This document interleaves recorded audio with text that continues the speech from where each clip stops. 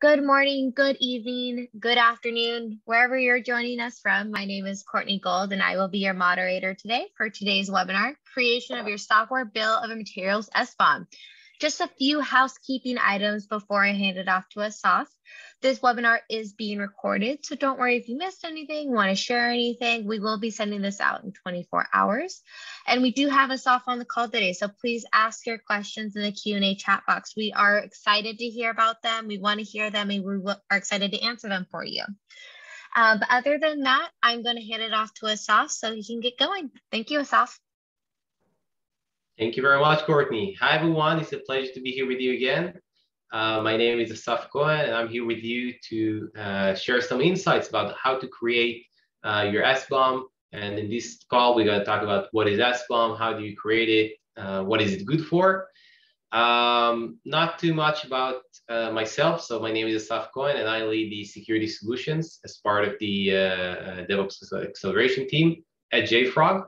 My background is security. I've been in the cybersecurity field for the past 20 years, started mostly doing hands-on penetration testing and hacking for fun, all the way throughout my career, hacking stuff, application security, embedded devices security, and being around that area for a while. So feel free to ask me any questions that you would like to have, and I'll be more than happy to share information and help even during this session or later on. So before we're going to start, let me just give you some insights on something that some of you might know and some have not, is that the open source world. So today, in today's world, we see that companies create and build applications, and eventually you have the final binary that this is the software that the company delivers to their customers. But eventually, when you look at software today, developers don't reinvent the wheel every time. Developers use open source software components to make their life easier, shorter. Why do I need to create a code that will do logging or do threading or do some web requests, where I can just use a package that is open source and relatively free? I'm saying free because it's not really free. There is licensing about open source software components, which is very important. But when you look at eventually the code that the company produce, the final library is comprised of over or around 90% of open source software components. And the reason for that is that today you developer can focus about creating the business logic and the software itself, and utilize those open source software components to run those routine or those actions that can be outsourced to those open source software components.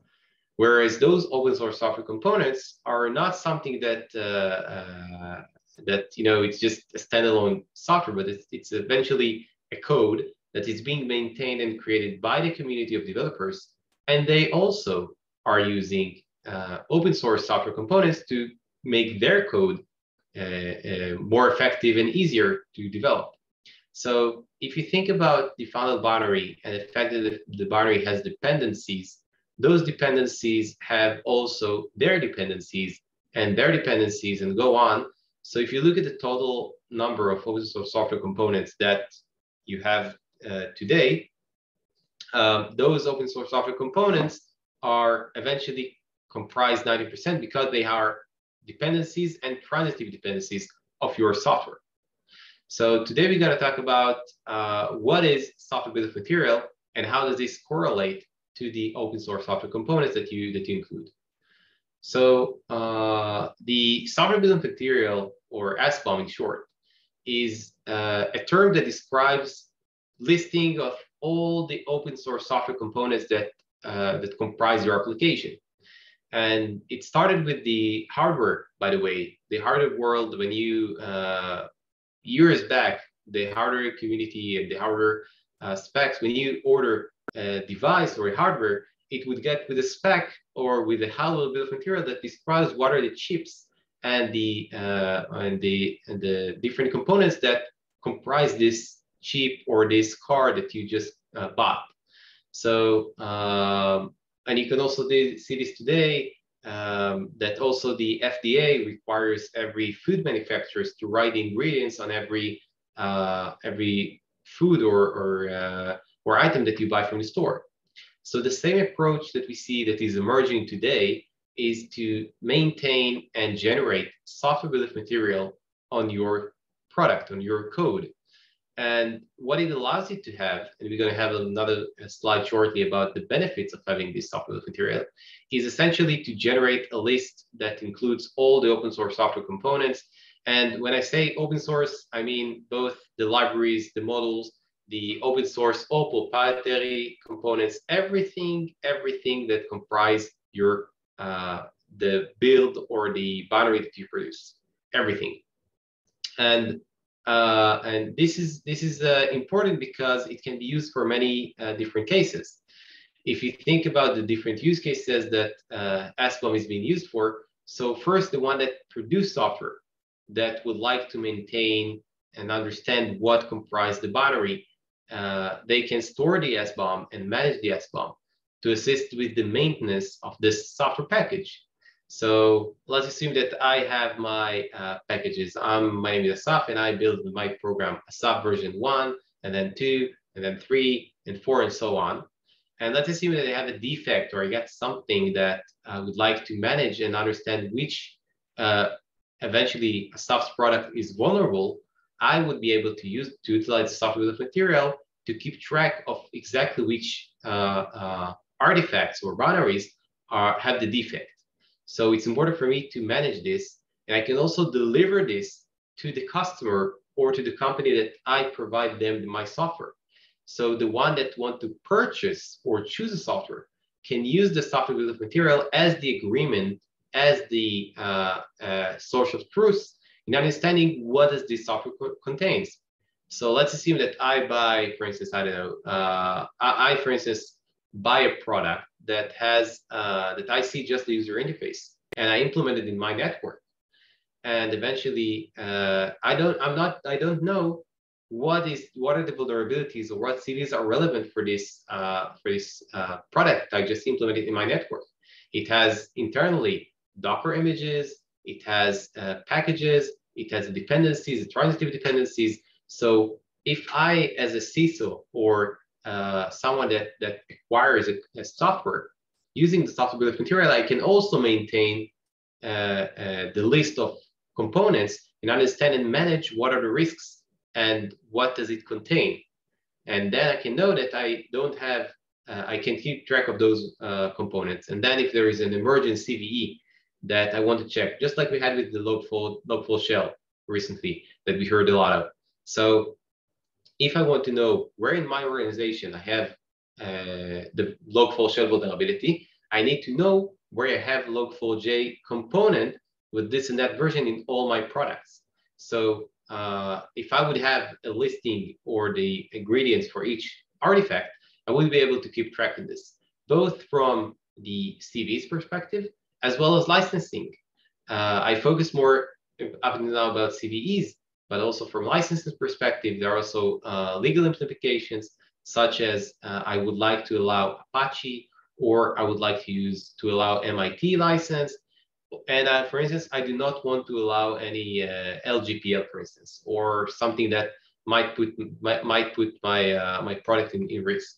So by having the software bill of material that lists the open source software components with their version and license, and any additional information that I can gain, it can really help me to operate the software as well, and to manage all the assets and essentially know what are the risks with the product and all the supply chain that includes the dependencies and the transitive dependencies that comprise my application.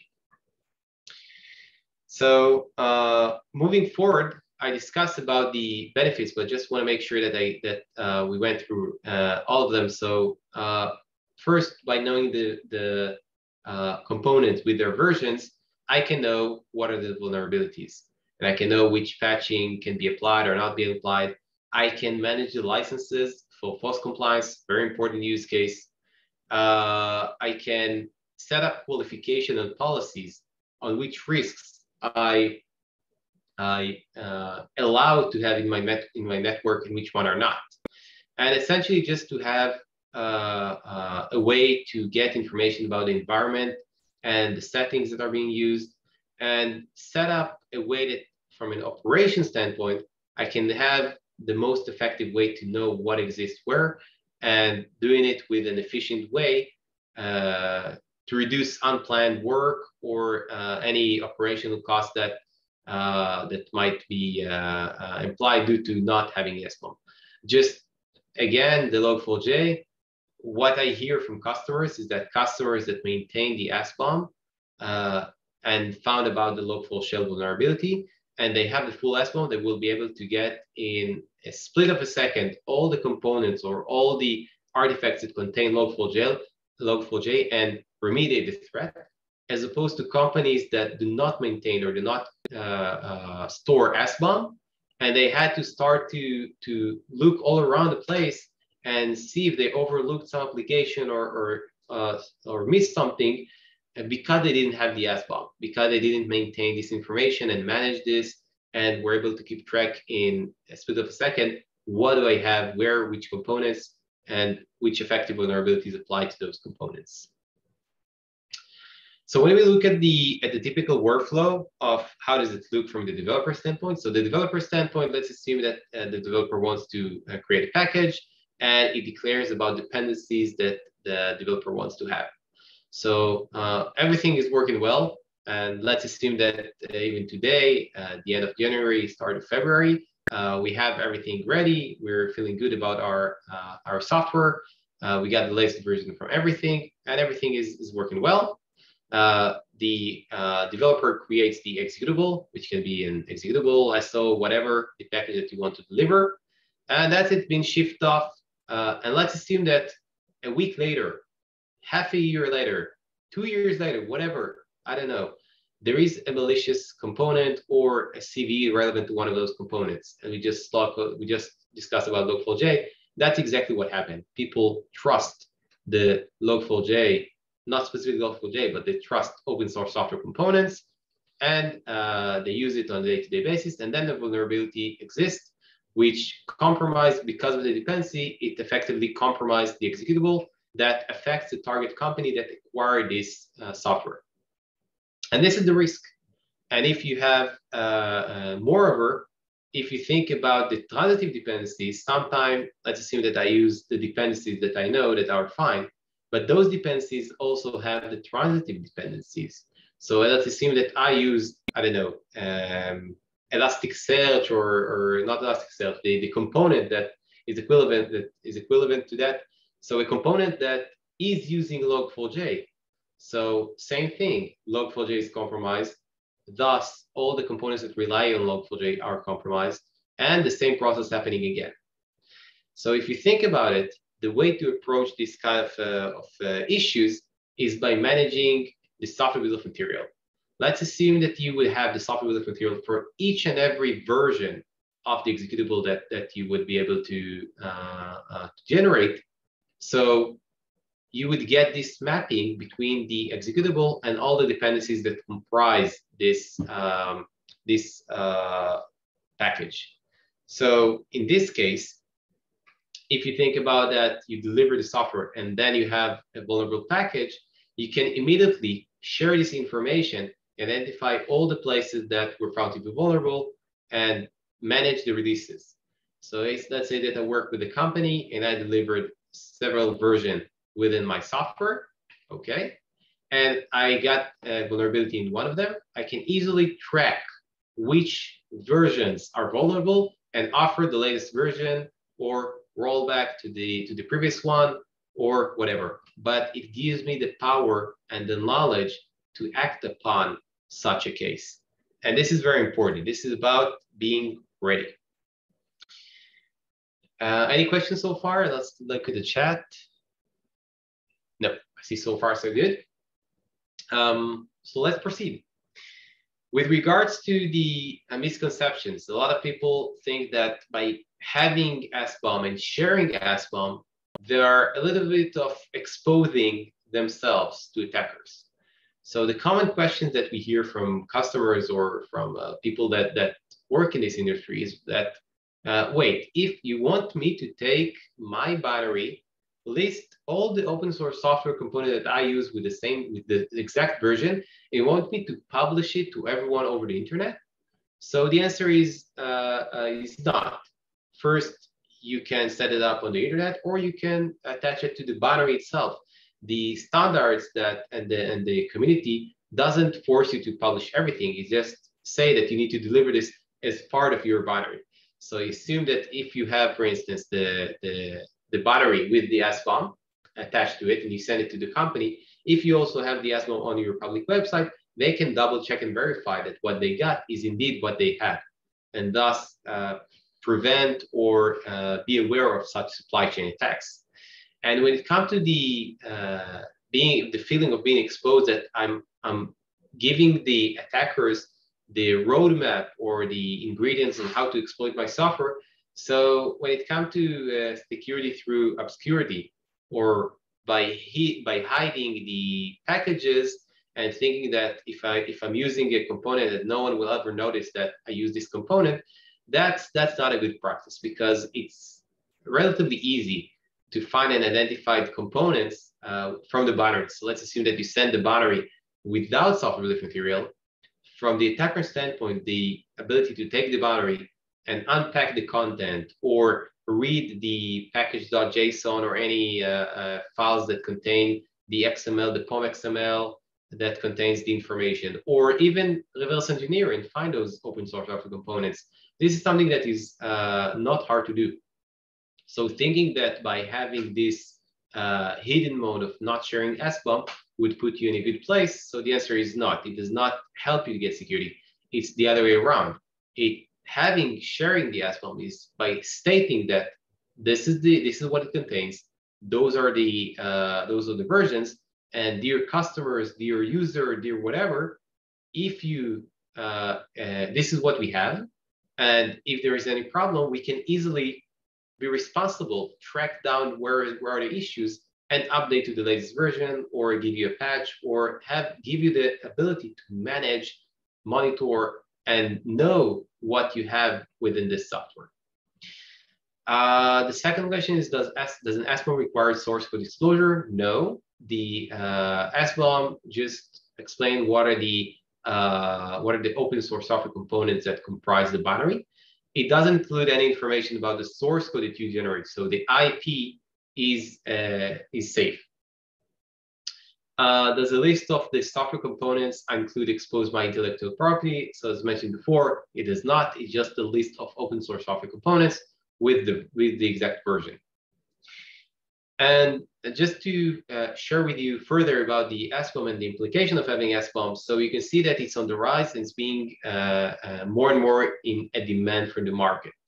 Meaning that if you're aware, this is almost 1 year old, by the way. It seems like it's been yesterday, but last May, there was the executive order from the White House. So with regards to all the supply chain attacks that occurred in the past few years, such as SolarWinds and all the other ones. So the supply chain is one of the big challenges that we see in the cybersecurity field as of today. And one of the things that are found to be problematic is the fact that there is no easy way to manage, monitor, and be ready for such an attack. So the White House created an executive order that pretty much say that all the agencies and government needs to start to maintain, collect, and work with software bill of material. So we see this from the government as a request from the White House, all the way to companies that even today request to have software bill of material, and even start to be requested by other companies to provide software bill of material. So this executive order is just the first milestone, but we see more and more companies that need to comply with the software bill of material requirement. So we have emerging standards such as SPDX, CycloneDX, and more, but those are the two main ones that we see that are emerging. And we see the request from the customers, from the government, from everywhere to start having SBOM and start to manage this. And this is something that also been in work with other companies. There is also the SALSA project, which is a very known project originated by Google and some other companies that are working on having a spec on how to share the SBOM. So the executive order is about the request to maintain an SBOM and generate an SBOM, but it doesn't imply on how you share this in a secure manner with other companies and how do you manage and do secure delivery. And the SALSA project and more projects are into getting the specification on how this will be in the future, in the near future, such as 1 year from now, 2 years from now, and being ready with the request to generate software material. This is very important. And this is something that should be on your top of your mind because it can help you to monitor your software. It will help your customers monitor your software, and it will make you be ready for a day that you would find a defect in the supply chain, and you will be ready to act upon and give your customers and yourself the answer. Am I vulnerable or not? Is my customer vulnerable because of me or not? And even when it comes to requirement, if you don't do it up until now, you probably gonna need to start to do it by a request from your customers, and this is why it's very important. So the last slide, I'm trying to keep it as short as possible, is to show you a demo on how can you generate SBOM using X-ray. So X-ray got enhanced with the capability to export SBOM using the two most common standards that exist, the SPDX and CycloneDX. Both are very known standard, and even the executive order specifies those two among three. So let me show you how does it look. I assume that you're familiar with X-ray. X-ray is the software composition analysis tool from JFrog Platform. It can scan binaries and find the dependencies and the transitive dependencies of those binaries. And in this case, I just took an example of the platform of a build that is building a Docker image, went to the X-ray data, and you can see that among the different X-ray capabilities, I'm not going to go into X-ray demo, I will be able to show you the actions that you can export a report. This is an X-ray report of the violation, licenses, and security to CSV, JSON, and PDF. Those things are in the platform for a while now, but you can also generate the SBOM as SPDX or as CycloneDX. So if I'm going to click on export SPDX, you can see that X-ray support the different formats. So SPDX specification, that is the format that lists the software material with the version, licenses, and so on. It has 3 different formats. It can either be in a tag value format or XLSX or a JSON. With regards to CycloneDX, it has an XML or a JSON. Then if I'm going to export, X-ray will generate a zip file that contains the information. I prepared this in advance, and you can see 2 examples. This one is an XML flavor of CycloneDX of the Docker image. So you can see you can have the bill of material that has the metadata with the timestamps, with the list of components, their version, their hash, and so on. You can see how big is this file, and this is just one example of a Docker image. Same for SPDX. This time I created a format of tag value formats, and you can see again I have the spec of SPDX version 2.2 with the created date, the who created it, from which platform, and again all the information about the jar and the SPDX ID and the version and so on. So again, this is a very detailed document that explains all this software bill of material. And it's all about getting the comprehensive information about the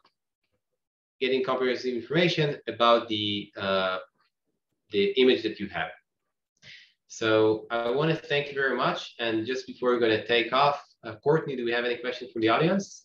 We sure do. We have a couple before we end today because I know we're coming up on time. So the first question that came in is there a recommended way to share an SBOM? Okay, yeah, this is a great question. So we partially addressed this earlier. So the executive order is about creating SBOM and having SBOM. It does not specify, and the standards SPDX and CycloneDX do not specify how can you share an SBOM. However, this is something that generating SBOM is one thing, and sharing SBOM is also, I would say, a missing piece of the puzzle that needs to be addressed. So as part of the JFrog platform, we can generate SBOM for the X-ray scan. So X-ray can scan either repositories or build or release bundle. Release bundle are part of the distribution package. So it means that you can, let me just take an example. Okay. A release bundle is, I would say, a release package as part of the JFrog platform. So it means that you create many type of artifacts, but eventually you want to deliver and specify what is the release that you want to have or the version of your product. So a release bundle is an immutable, cryptographically signed zip file that contains a group of artifacts that you take from Artifactory. You can package them together to this zip, and you can deliver this using distribution from the Artifactory to edge nodes all the way close to the target machine. And you can see again for the X-ray that you can generate SPDX and CycloneDX for a release bundle. So you can also, we recommend on attaching this with the release bundle. And this is our JFrog solution for now. And we are always keeping our eye on the other standards and community projects that exist, such as the SDLC, as mentioned before, which is, I think, going to be still in early stages, I would say, but progressing very well. It's going to specify how can you have an API server or a method to query and share the SBOM with other parties. So far, the standards do not cover how to share this. They just state that you need to maintain it and you should share this. Any other questions? Yeah, that was a thorough answer. Thank you. So our last question is, what are the differences between an SBOM and the build info that we get in Artifactory? Okay, yeah. So again, this is also a good question. So you're probably familiar with the build info. So as part of the platform for builds, you can store build info. Let me see. Builds. I think I want this one.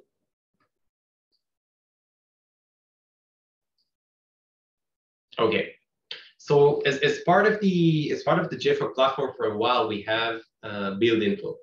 So build info is a JSON that aggregates information about the build, meaning that you have the when you do the compilation, if you use the JFrog CLI or JFrog plugins as part of the CI server, what it does during the build process, it accumulates the information from for the build, such as the environment variable and the information about the versions and the license and so on. So every time it resolves a package from Artifactory, it stores this in the build info. So the build info does have information about the, let me go all the way down.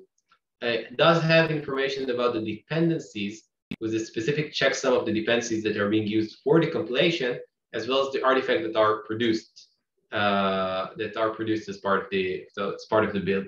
So build info contained all the relevant information from the build and can assist you with getting visibility to which direct dependencies you used or which kind of artifact you pulled or consumed from Artifactory. However, this is not the complete SBOM. When people talk about SBOM, they go far beyond the build info. And this is why you need X-ray, an SCA tool that can scan the boundaries, check the internal of the boundaries, and find all the dependencies and the transitive dependencies that exist in this image and create this SPDX or cyclone-based information. So let's assume that as part of the build, you consume a package that let's take a jar file or Uber jar. So the fact that you took this jar, this Uber jar, as part of the build might be registered as a dependency that you consumed one file, the jar file, but it doesn't look into the transitive dependencies or the internal of the jar. Whereas in X-ray, if you take the same jar or the same final build and you would scan it with X-ray, it will find the dependencies and the inner dependencies and everything inside to create a comprehensive software bill of material of the image. So I hope it was also, I hope it was clear enough. Yeah. If you have any more questions, feel free to reach out. I'll be more than happy to assist, help me, the whole JFrog team. We look forward to see a better world when it comes to getting secure supply chain and SBOM sharing and visibility, and being able to react on the next, hopefully not going to be such, but the reality is that we're probably going to have future vulnerabilities as well. So let's be ready for the next Log4j event that occurred. So I hope you had a good time, and see you soon. Thank you very much. Thank you very much, Asaf, and thank you everyone for joining. And as a reminder, please email webinars@jfrog.com if you have any additional questions. Thank you again. My name is Courtney Gold. I look forward to seeing you all in the future. Thank you, Asaf, so much. Thank you. Bye-bye. Bye.